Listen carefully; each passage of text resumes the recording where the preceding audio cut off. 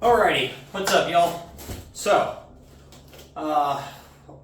instead of starting off today's video on that cardio walk, talk about what we're going to be doing today. It's raining. It's supposed to stop raining later on today, so I'll take my walk later. Probably throw it in at the end of this video. But we'll see. You know, who knows what the weather's going to do around this place. But, so anyways, it's chest day. I already hit my first two warm-up sets, one at 95 pounds, one at 135 pounds on the incline Smith.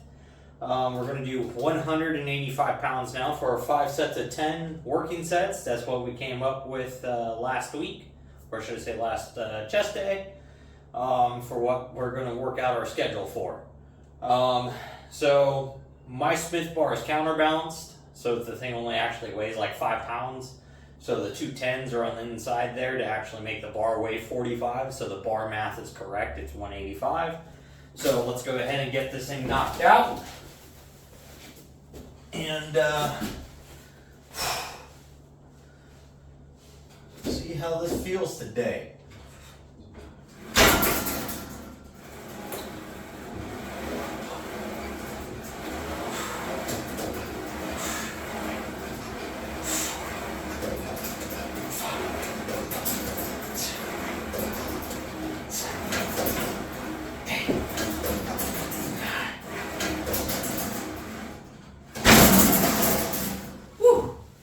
Feels pretty good. Already feel a pretty big pump coming on, so that's awesome. Blood's flowing. I'm going to hit 4 more of these, and then we'll be back for flat bench. Just finished up those incline Smith presses. Now we're going to go ahead and move on to flat bench. 185 straight into it. No warm-up sets for this. Chest and shoulders are already warmed up from incline press, so there's no reason to warm up twice for the same movement, or should I say same muscle groups. Kind of doesn't make sense. You're just wasting time and energy at that point, just junk volume. So we're going to go ahead and bang out our 5 sets of this. And man, I tell you what, I have a crazy pump already, and we just finished the first exercise. Today is going to be an awesome chest day, I tell you what. But yeah, let me get this set done, and then we'll keep on going here.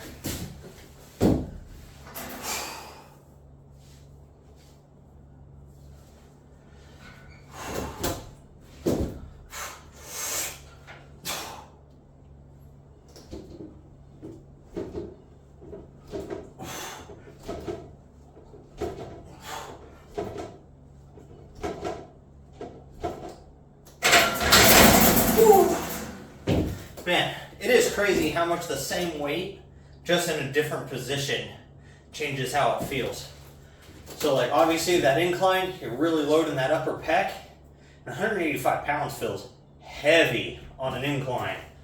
185 on the flat bench, even after doing an incline, feels easy. I feel like I could definitely move up, but we're going to try to keep them pretty even with each other since I'm not really too worried about lower and mid pec development. This is just really to push more and more blood into the pecs at the moment. And we're trying to really focus on growing the upper pecs. So this move, it's kind of in here more or less as junk volume, but I just enjoy flat benching, so I'm going to put it in my chest days. You don't have to, but that's what I'm going to do. So I'm going to hit this 4 more times, and then I'll be back. We're going to move into those seated lat pull down / pull overs.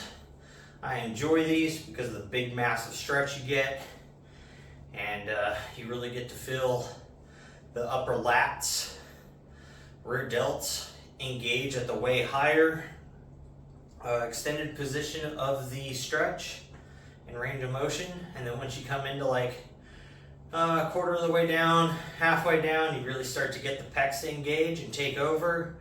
And then at full contraction, it's just the full solid pec contraction. And I just really enjoy doing these. The stretch and the pump I get from them is great.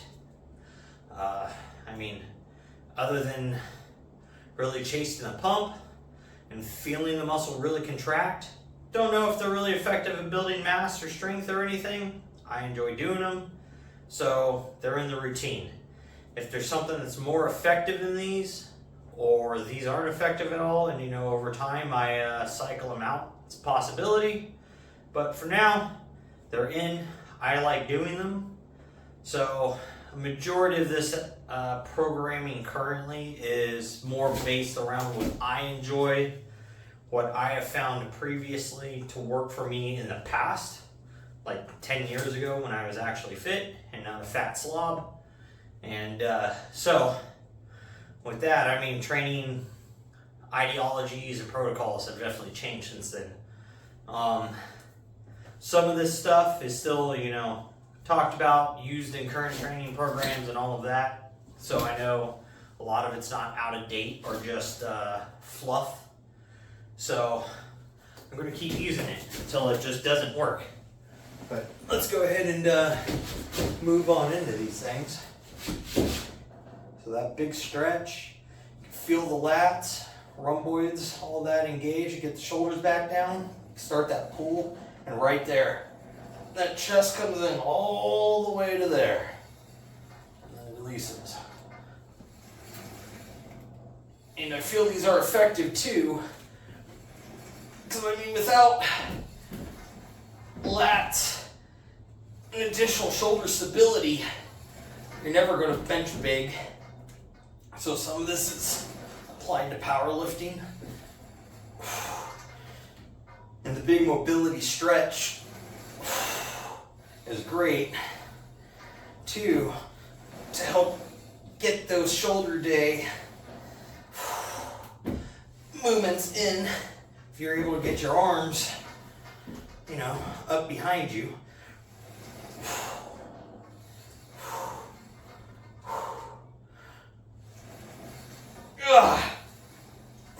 Two more.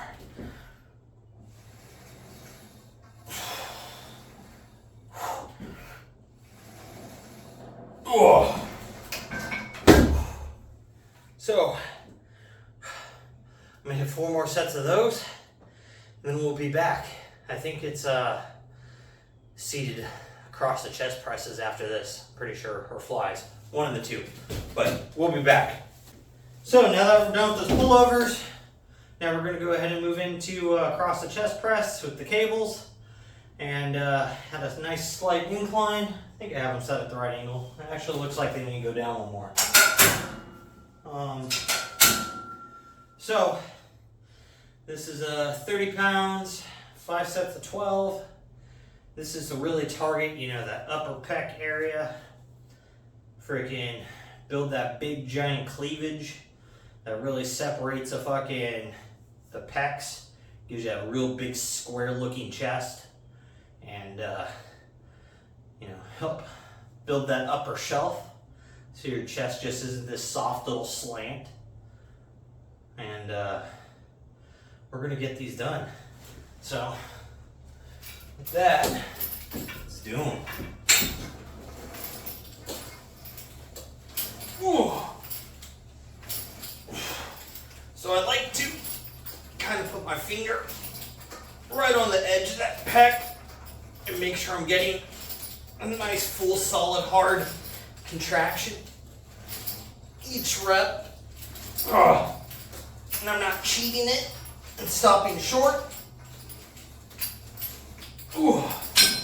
Because range of motion is everything for this exercise. Otherwise, you could just do a fly.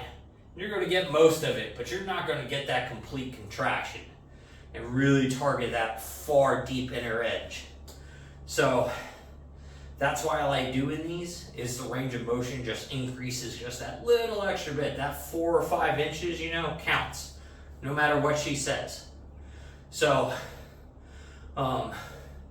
make sure you're going all the way as far as you can possibly go with that. And this exercise, at the beginning of the rep, I try to keep my shoulder pulled back like normal to get that big stretch and that initial engagement. But then as I'm coming across, I'm gonna let that shoulder come forward to really get the full contraction that I can get, and we'll really let that muscle come together. So that's the way I like to do them. I don't know if others have a different technique for them. I haven't really seen very many people do these. Normally it's like a cable crossover or they'll do flies and they'll just put one hand over the other type of thing. I feel like this is much more isolated.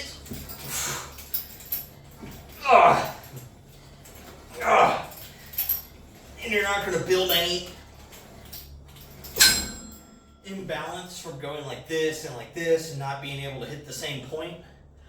Because with this, when I'm coming across, you can see the cable. If I'm too high, it's away from my arm. If I'm too low, it bends over my arm.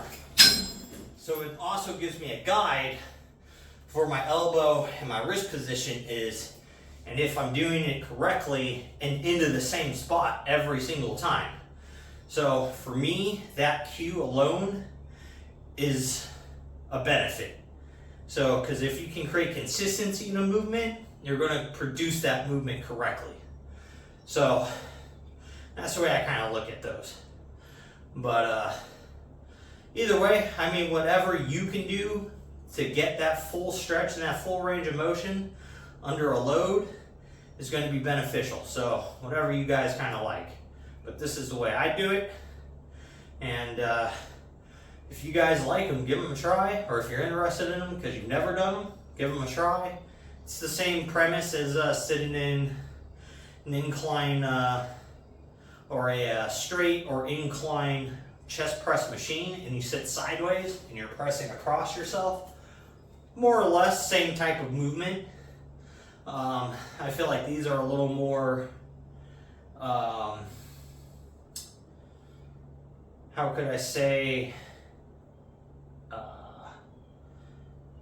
not really accurate, but they are more overall intensive because you actually require shoulder and elbow stability and chest stability to be able to keep your arm in line instead of just relying on the arc of the machine, just holding your wrist in place. So I feel like you get a little extra mind-muscle connection, central nervous system engagement, and just overall more muscle fiber engagement because you're having to stabilize the weight and the movement through the range of motion. So, but either way, whatever you got to do to get them done, right? So, I'm going to do 4 more sets of these, and then I'll go ahead and we'll move on to cable flies and crunches, and we'll be done today. We're going to hit flies. We're going to do these at a incline, targeting the upper chest since that's what we're trying to grow the most. And set the weight, 20 pounds. And we're going to hit these for 5 sets of 20 reps is the goal. So 15 to 20 more or less is what we're shooting for to reach failure on each set. So we're going to do them slightly different than last week since I like to kind of change the variation of how I hit these. So we're going to hit these more like a very traditional, more upright incline fly this week. So we're going to stand up nice and straight, keep them shoulders back, and fly. Elbows kind of rotated down a little bit.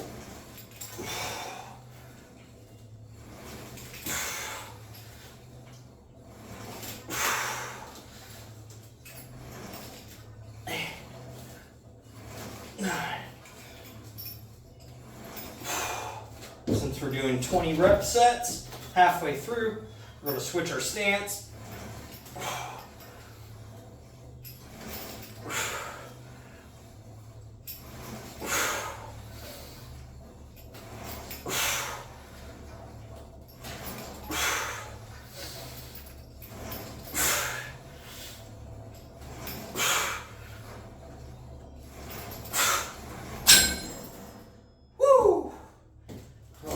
Tell you what, that is a mean burn, guys. Mean burn.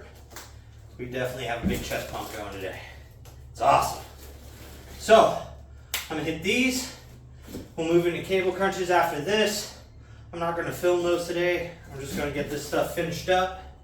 And then I believe the weather's looking good enough to go for a walk. It's still kind of cold, like 51 or 52 outside. But I'm nice and hot and sweaty, so the cool's gonna feel nice. We'll probably just do a mile today, because I don't want to get rained on, because that always sucks when you're out walking and then it starts pouring rain when it's cold. So with that, get out there, get something done today, and don't be a lazy fuck.